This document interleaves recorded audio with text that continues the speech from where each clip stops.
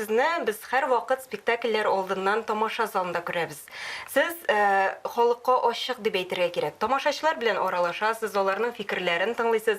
Менә шуннан чыгып сорыйсым килә. Хәзерге яшьләр алар нинди? Ниндидер бер вакыйга кирәк, ниндидер бер әйтик кызыксындыру чаралары көчле булырлык тамаша яисә шоу кирәк. Күбрәк мәхәббәт турында язсыннар иде. Мәхәббәт югалды безнең хәзер. Мәхәббәткә хөрмәт, мәхәббәткә хәзер кызыксыну. Бу инде һәр нәрсәгә карата мәхәббәттер. Бу теге дөрес әйтәсез. Кореев театрының репертуарына күз салсак, тәрҗемә ителгән әсәрләр шактый. Үзебезнең телгә бик ачык, анык тәрҗемә ителгәч, балалар бу әйберне ниндидер теге Англиядә булган вакыйга итеп түгел, безнең мөхиттә, Россиядә булган мөхиттә итеп кабул итә.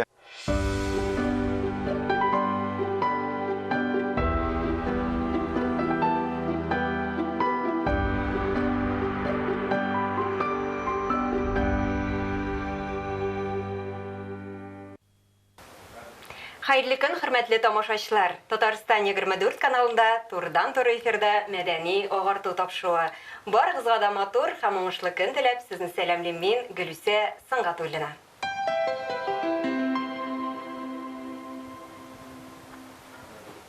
Кичә балаларны яклау көне булып үтте. Кореев исемендәге яшь тамашачы театры балаларны яшь буынны тәрбияләүгә үзеннән зур өлеш кертә. Әдип Габделбари Баттал сүзләре белән әйтсәк, кеше яшьтән милли тойгы бирә. Тапшыруыбызның бүгенге кунагы Кореев театрының баш режиссеры, Россиянең ат казанган артисты, Татарстанның ат казанган сәнгать эшлеклесе Ринат Әюпов. Хәерле көн, исәнмесез Ринат әфәнде, хуш килдегез. Хәерле көн. Сезне күрүебезгә без бик шат, без рәхмәт килгәнегез өчен. Сезгә рәхмәт. Хөрмәтле телевизор караучылар, әйтеп үткәнебезчә, тапшыруыбыз турыдан-туры эфирда бара. Димәк, сез дә безнең әңгәмәбезгә кушыла аласыз. Тапшыруыбызның кунагына сорауларыгыз булса, безгә шалтыратыгыз. Студиябыз телефоны 511-99-66. Һәм төбәкләр өчен түләүсез номер 8-532-55. Ринат әфәнде, әңгәмәбезгә күчкәнче, әйдәгез әле башта сюжет карап үтик, ул инде әлбәттә сезнең хакта иҗатыгыз турында булыр. Игътибар экранга. Россиянең ат казанган артисты, Татарстан Республикасының ат казанган сәнгать эшлеклесе. Кореев театрының баш режиссеры Ринат Әюпов Питраш районы Шәле авылында туа. Башта СССРның кеше театры каршындагы Щепкин исемендәге Мәскәү югары театр училищесын, соңрак Вахтангов исемендәге Академия театрының режиссерлык факультетын тәмамлый. Ринат әфәнде үзенең иҗат эшчәнлеген Камал театрында артист буларак башлап җибәрә. Яшь артистның иҗади потенциалын, сәхнәләштерү сәләтен режиссер Марсель Сәлимҗанов тиз күреп ала һәм аңа спектакль куюны тәкъдим итә. Әюпов режиссерлыгында театрның кеше залында уңышлы узган былтыр кысты спектакле зур уңыш казана. 1995 елда Ринат Әюпов Казан Татар дәүләт яшь тамашачы театрының инде бер елдан Яршалы драма театрының баш режиссеры итеп билгеләнә. Ике театрның да репертуарын кыска вакыт эчендә үзгәртә, тулыландыра, яңа сулыш өрә. 2002 елда Кабат Кореев театрының баш режиссеры вазифасын ала. Ул килү белән театр коллективының идеология, зәвык, сәнгать һәм рухи якны үстерү юнәлешендә нәтиҗәле эше башлана. Һәм әйтергә кирәк, бүгенгәчә дәвам итә. Кореев театры һәр вакыт балалар белән тыгыз элемтәдә. Әйтергә кирәк, сез сезон дәвамында алар өчен берсеннән-берсе кызыклы чаралар, бәйгеләр үткәрәсез һәм әлбәттә инде матур эчтәлекле спектакльләр тәкъдим итәсез. Менә кичә безнең балаларны яклау көне булып үтте. Шул уңайдан театр нинди чаралар тәкъдим итте? Без берничә территорияга бүлендек.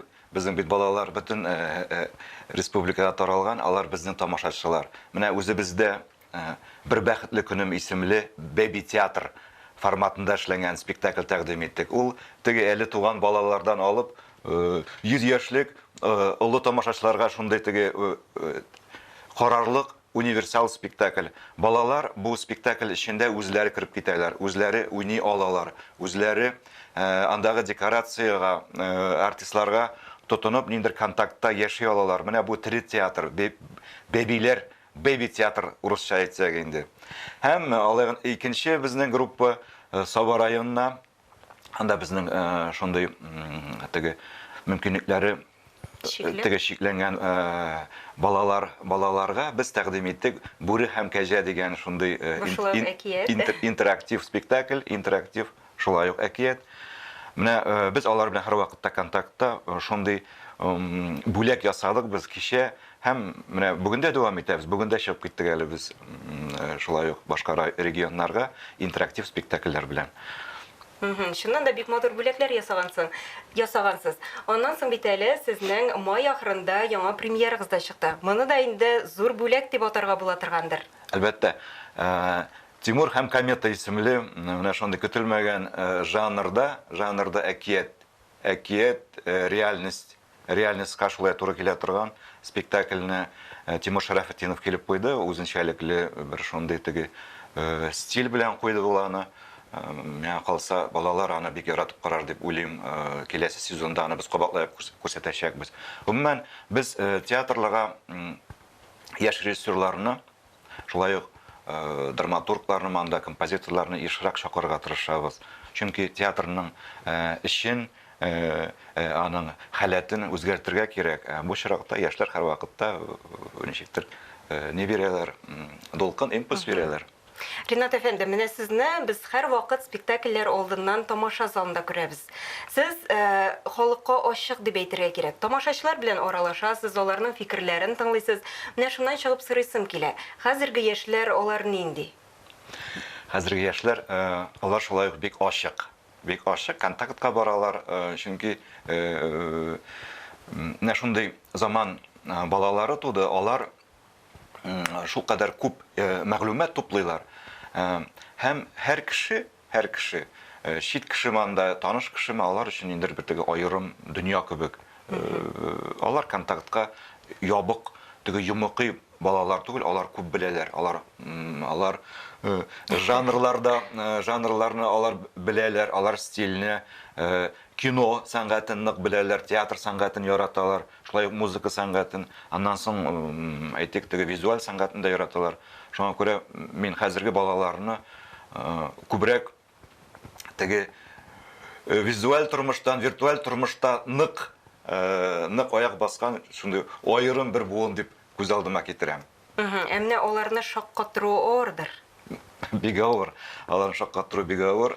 Менә әйткәнемчә, теге менә бу мультимедиа системасы баланың канына, аның әти-әнисенең күңеленә кереп бетте. Баланы интернеттан, шушы гаджеттан тартып алып булмый. Ниндидер бер вакыйга кирәк, ниндидер бер әйтик кызыксындыру чаралары көчле булырлык тамаша яисә шоу кирәк. Театр тере сәнгать. Шуңа күрә балаларны теге ясалма сәнгатьтән бераз теге тере сәнгатькә кайтару ул авыр. Шулай да без бик күп жанрлар уйлап табабыз. Көтелмәгән жанрлар. Теманы алыштырабыз. Шулай ук чакырылган режиссерлар, композиторлар. Менә баланы үзенә яләшкән мөхит белән, мөхитне саклап, аларны теге драматургияга яисә, әйтик инде шигърияткәме, анда әдәбиятка тартып кертер өчен менә кызыклы шушы мультимедиа системасы барыбер кирәк. Ягъни шулай берне без биреп, әкренләп аларны шушы әдәбиятка, сәнгатькә тарта алабыз, драматургияга, театр сәнгатенә тарта алабыз. Шул мөхиттә генә ул кабул итәчәк чәчмә әсәрне дә, әйтик, рәсем сәнгатендә, музыка сәнгатендә ул кирип китәчәк. Ягъни кинәт кенә ул теге мультимедиа системасын алып, менә туп-туры ни бирергә ярамый, теге менә шундый дип саныйм инде, шулай дип саныйм. Менә язучыны бит инде җәмгыятькә юл күрсәтүче дип әйтәләр. Менә шуннан чыгып сорыйсым килә. Соңгы елларда иҗат ителгән әсәрләрдә нинди темалар яктыртыла? Нинди темалар актуаль? Менә әлбәттә без инде балалар өчен эшлибез күбрәк, шулай ук яшьләр өчен эшлибез. Ата-ана һәм бала мөнәсәбәте ул беренче әйтик баскычта, икенче баскычта тагын да югарырак ниде баланың җәмгыятьтәге яшәеше. Бу чиракта инде мәктәптә укуы. Менә баланың ничек итеп гаиләдән, мәктәптә ул үзенең яшьтәшләре белән алар бу тормышта аралашалармы, алар уртак тема таба алалармы, кызыксындыра торган ниндидер аларны бер теге вакыйга бәйлиме, юкмы? Һәм күп вакытта теге драматурглар менә шушы бала мәктәп мөхитендә үзен таба алмый, үзенең яшьтәшләре белән ул теге ничектер уртаклык таба алмагач, ниндидер юлга китеп бара һәм югала. Менә бу икенче тема. Икенче тема теге драматурглар театрларга тәкъдим иткән язучы. Һәм өченче тема ниндидер фантастика. Гомумән, ул безнең реальностька туры килмәгән ниндидер фантастика. Бу реальность белән бөтенләй туры килми инде. Кай вакытта менә шушындый пьесалар да ләгә безгә. Кстати, әйткәнемчә, шул ук менә әле булып узган спектакльдә шул фантастика корылган иде. Күп вакытта менә бу өченче жанрны, фантастиканы яшьләр, балалар яратсалар да, аның эшен аңлый алмыйлар. Аның эштән буталалар. Менә шушы өч тема, Иң төп темалар. Төп темалар. Театр ул барыбер кешелек турында, кешеләр турында, кеше арасындагы мөнәсәбәтләрне ача торган шундый ул инде бер пространство. Күбрәк мәхәббәт турында язсыннар иде. Мәхәббәт югалды безнең хәзер. Мәхәббәткә хөрмәт, мәхәббәткә хәзер кызыксыну. Бу инде һәр нәрсәгә карата мәхәббәттер. Бу теге дөрес әйтәсез. Гомумән әйткән мәхәббәт темасын на пьесалар бик аз. Ансы инде белмим нишләп алайдыр. Ринат әфәнде, менә Кореев театрының репертуарына күз салсак, тәрҗемә ителгән әсәрләр шактый. Аеруча да инде соңгы елларда. Ничек уйлыйсыз, бүгенге көндә үз телебездә балалар өчен драматургия бар дип әйтеп буламы? Менә тәрҗемә әсәрләрсез театр яши алмый инде ул. Чөнки театрның репертуарын төрләндерергә кирәк, төрле авторлар белән. Мәсәлән, мин моннан 5 ел элек язучы Кейт де Камилланың Куян Эдвардның гаҗәеп сәяхәте исемле әкиятен сәхнәләштергән идем. Аны балалар бик ярата. Ул хәзердә бара. Менә ул беләсезме? Ул шит автор дип әйтик, ләкин аны ничек тәрҗемә итәсең бит? Тәрҗемә итәсең.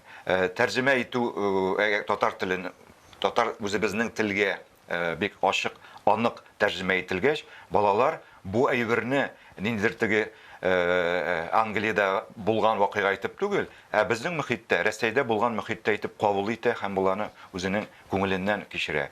Була шундый тәрҗемәләр, була шундый авторлар, ничек кенә тәрҗемә итсәң дә, аның темасы яңгырый алмый. Тәрҗемә әйберләр кай вакытта кинәт кенә репертуарга каршы уйный башлыйлар. Андый әсәрләр дә булды бездә. Димәк инде бик сайланасыз, шулай бит? Ник сайланабыз. Андый әсәрләр бар. Менә мәсәлән, шул Минем Мио дигән бик катлаулы шундый әсәр бар, әкият куелды. Әлбәттә, ул үз-үзеңне эзләү темасына багышланган, баланың багышланган. Ләкин бу авторны аңламаган бала, ничек кенә тәрҗемә итсәң дә, бу спектакльне аңлый алмаячак. Менә монда 50-гә 50 тәрҗемә әсәре кай вакытта яхшы гына спектакль булып тамашачыга барып җитә, яши башлый, дөрес. Кай вакытта бөтенләй каршы килә, мөхиткә каршы килә, актерның уйнау манерасына каршы килеп, тәрҗемә әсәре репертуарда бик озак бармый. Шул вакытта инде бу театр өчен ниндидер тәҗрибәдер, шулай бит? Әлбәттә. Бу тәҗрибә бара. Менә әлеге дә баягы шул, әйтик, үзебезнең әсәрләр булсын дип, біз инде драматургларга мөрәҗәгать итәбез. Бу шундый ихтыяҗ хәзер бик зур. Балалар, яшьләр өчен булган пьесаларга мөрәҗәгать итәбез. Кай вакытта заказ эшләргә туры килә. Заказать итәбез инде пьесаларны. Менә бу очракта безгә инде улпат драматурглар ярдәм итә иде. Ул менә бер вакытта Туфан ага Миннуллин bir кичкенә генә Тукайның әйтәле күбәләк шигыреннән 2 актлы балалар Күләмле. өчен күләмле әсәр эшләде, ул хәзерге көнгә кадәр бара. Туфан абит әйтмәде бит, бу минем күңелемә туры килми дип каршы килмәде. Ул театрның ихтыяҗын аңлап, драматургияны тагын да үстерү максатыннан Туфан абый язды бу әсәрне. Шулай Мансур Гыйләҗев, менә бит без аңа мөрәҗәгать итәбез, шулай ул әкиятләр, философик әйберләрдә безгә тәкъдим итә. Иркаил Зайдулла, менә безнең театр белән бик күп тәни инде шундый иҗади бәйлелектә ул бик күп әсәрләрне безнең теләк, безнең ихтыяҗ булганга күрә махсус яза. Былай караганда пьесалар бик кирәк. Менә минем шундый мөрәҗәгать хәзер языгыз, драматургларга мөрәҗәгать. Сез язсагыз, әгәр дә аның эчтәлеге, аның вакыйгасы театрга туры килә икән, бу әйберне без сәхнәләштерә алабыз. Без миңа гарантия бирә алам. Курыкмаска кирәк, язырга. Без яхшы пьесалардан башка яши алмыйбыз. Югыйсә театр бер урында тапталачак. Әлбәттә. Ринат әфәнде, менә Кариев театры чын мәгънәсендә универсаль, уникаль театр дип әйтеп була. Монда инде өлкәннәр өчен шул вакытта балалар өчен спектакльләр бик күп. Һәм миңа калса, әле сезнең театрны иң күп спектакльләр чыгаручы театр дип атарга мөмкиндер. Шушы көннәрдә дә театр яңа премьера әзерли, бу Йосыф спектакле. Бу инде күпләргә таныш әсәр. Менә сезнең спектаклегез кайсы ягы белән аерылыр икән? Курыкмадыгыз мәгълүмлеге әсәргә алынырга? Юк, бу әсәр белән мин инде 3нче тапкыр хәзер очрашам, үзенчә очрашам. Беренче тапкыр Чаллы театрында Йосыф исемле спектакль чыгарылды. Аннан соң Казанга күчеп килгәннән соң Йосыф Зөләйха тарихын гына алдык. Менә 2 Кылгалинең Кыссай Йосыф әсәреннән 2 спектакль туды. Хәзер менә шундый безнең бит Рәсәйдә бик матур шундый вакыйга көтелә. Ул вакыйгага инде хәзер старт бирелде. Рәсәйдә теге ислам динен кабул итүгә 1100 еллык чаралары хәзер ачылып китте. Менә бу Димәк, шул уңайдан чыгарасыз. Шул уңайдан да бу әсәргә яңадан кайтырга булдык. Дәүләт моңа ярдәм итте, финансовый ярдәм итте. Һәм ниндидер яңа алым кирәк иде. 3нче тапкыр инде әгәр дә сәхнәләштерә икән, яңа алым. Әлегедә баягы сез әйткәнчә, яшьләрне, аларның әти-әниләрен тартыр өчен яңа алым кирәк иде. Ә моның өчен нинди мөмкинлекләр бар, нинди ул да булса, бик яхшы музыка булырга тиеш спектакль эчендә. Менә бу форсаттан мин Йосыф Бикчәнтәев исемле егеткә мөрәҗәгать иттем. Ул бик кызыклы гына музыкалар язды. Аның дөньяны тыңлавы, ул егетнең Йосыф Бикчәнтәевнең дөньяны икенчерәк аңлый, ул икенчерәк ишетә дөньяны. Һәм аның музыкасы, көйләре дә безнең спектакльгә оригинал булды. Һәм ул спектакльдә фоновый булып кына бармай, менә Йосыфның номерлары, ә ул образ буларак бара. Ягъни образ буларак фундаментальный шушындый музыка язды ул. Аннан соң музыка булгач, әлбәттә, бу музыкага бию дә кирәк. Ягъни пластика, аерым бер пластика, оригинал пластика. Балалар, яшьләр барбер теге әйтик әдәби әсәрне пластик аркылы яисә виртуаль яктан күбрәк кабул итәләр. Бу чиракта мин мөрәҗәгать иттем. Шундый бер безнең Татарстанда бик кызыклы гына яшь хореограф бар, Марат Казыханов. Ул шулай ук Йосыф спектаклендә менә шушы музыкага артистларның йөрүен урнаштырды. Гомумән, менә теге инде аерым бер тел тапты. Тән телен тапты ул менә Марат Казыханов. Аны бик яраттылар, менә безнең артистлар. Шулай ук спектакльнең сценографиясын эшләр өчен Игорь Капитановны чакырдык без Мәскәүдән. Костюмнар буенча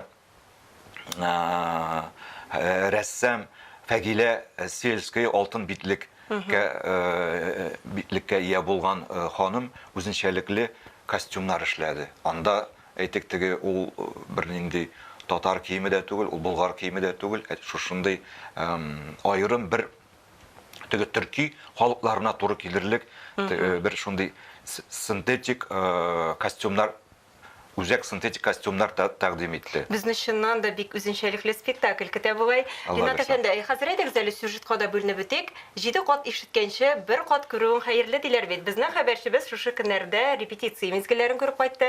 Без дә бергәләп карап битик әле. Игътибар экранга. Кариф театрында тиздән премьера Юсуф спектакле. Аның репетициясе мизгелләрен төшерү төркемебез белән без дә күреп кайттык. Бу әсәр, менә бу премьера бөтен Татарстан, Казан өчен генә түгел, шул Татарстан өчен бик зур татарча әйтсәк громкий премьера булып торыр, чөнки Кыйса Юсуф әсәре бөтен татар халкына дип әйтсәк тә була, татар гына түгел, бөтен башка халыкларга таныш әсәр, бик мәгънәле әсәр. Шуның өчен мин бик зур җаваплылык үзем өстендә сизәм һәм премьерадан ничектер бер курку хисе белән көтәм премьераны. Илсаф спектакльдә төп рольне Юсуфны башкара. Ул бу геройны башкару үзе өчен зур сынау дип атады. Минем образга килгәндә, әлбәттә каршылыклы роль, әлбәттә теге ниндидер бер идеал минемчә. Мин ничек дип әйтим? Андый рольләр бит ул уйнарга йомшак итеп әйтсәк, бик сәхнәдән кызык тоелмый, кызык күренми дип әйтимме. Минем өчен менә бер характерность эзләү, ниндидер бер аңа хас бер үзенчәлек табу төп мәсьәлә иде һәм мин аны эзлим. Күп кенә аның фикере белән килешәм, күп кайбер фикерләр белән килешеп бетә алмыйм, чөнки мин алай эшләмәс идем дип әйтер идем, ләкин бик җаваплы роль. Әзерлекне күз чите белән генә күрсәк тә ышанып әйтә алабыз. Тамашачы әлеге әсәр аша театр дөньясын үзе өчен бөтенләй башка бер яктан ача алыр. Орлыклык кына калдырып, калганнарын 7 ел тоташтан ашагыз. Шуннан соң тагын 1 ел килер. Бу елда инсаннардан Аллаһка мул яңгыр явыр. Җимеш сутлары белән үсемлек майы сыгарылар. Сезнең театрыгызда хәзер чыннан да урак өсте дип әйтсәк тә була торгандыр, шулай бит? Әй, Аллаһка шөкер, 15-16 июньдә безнең премьера, рәхим итегез, килегез. Ринат әфәнде, шуның белән инде безнең тапшыруыбыз үзенең ахырына якынлашты. Сезгә барлык эшләрегездә дә зурдан-зур уңышлар телибез. Театр гөрләп торсын һәм яңа спектакльне тамашачылар яратып кабул итсен дигән теләктә калабыз. Саубуллашабыз. Амин.